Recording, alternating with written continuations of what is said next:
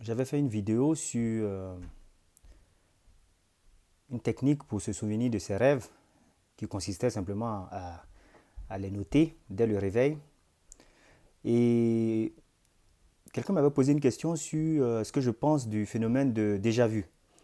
Et donc je lui avais fait suivre une vidéo qui donnait une réponse scientifique au phénomène.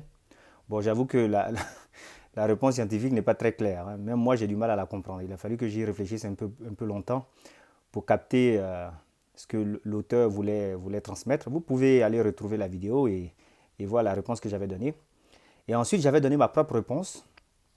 J'avais tout simplement dit que pour moi, les phénomènes de déjà-vu, je ne dis pas tous les phénomènes de déjà-vu, mais en tout cas certains, pourraient ou peuvent s'expliquer tout simplement par le fait que, en fait, on a déjà rêvé les événements qu'on vit. Je vais donner un exemple. Un jour, je rêve que j'arrive au travail, je sors de l'ascenseur et j'ai le directeur de l'entité où je travaille qui, juste à l'entrée, est juste là, à la sortie de l'ascenseur et qui me dit bonjour et qui m'invite à prendre un café. Ça, c'est le rêve. Et vous savez, quand vous faites un rêve qui va se réaliser ou en tout cas qui est assez réaliste, cela se voit, se sent à travers l'atmosphère du rêve. Vous avez une atmosphère qui est vraiment celle de la réalité. Donc vous sentez que ce rêve-là, il n'est pas comme les autres. Donc j'avais cette sensation. Donc quand je me suis réveillé, je l'ai noté très vite.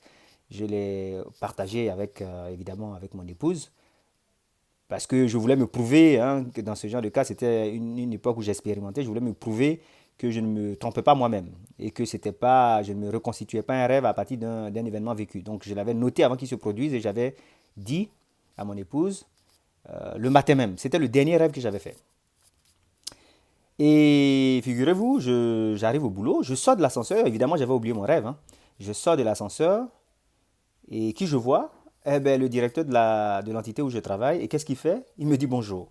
Bon, il ne m'a pas invité tout de suite au café, mais c'était beaucoup plus tard. Mais je venais de vivre en direct l'événement que j'avais vu dans mon rêve. Et donc, j'utilise cet exemple parce que si je ne m'étais pas souvenu de mon rêve à ce moment-là, j'aurais certainement eu une sensation de déjà vu, hein. Je me serais dit, mais c'est bizarre, ce truc me dit quelque chose, cet événement me rappelle quelque chose, un événement que j'ai déjà vécu. Mais bien sûr que je l'avais vécu, mais dans mon rêve. Mais là, je savais que je l'avais vécu dans mon rêve parce que j'avais noté mon rêve et je m'en souvenais. Et donc, j'explique comme ça une partie des événements, des phénomènes de déjà vu par ce fait-là, par le fait que, en fait, les événements sont parfois, seraient certainement parfois des rêves qui se réalisent, mais dont on n'a plus le souvenir. Mais qui, par association d'idées, et par le fait qu'aucun souvenir ne disparaît en réalité, par ce fait-là, notre cerveau fait la connexion. Même si nous, consciemment, on ne se souvient pas avoir vécu cet événement dans le rêve, le souvenir est présent.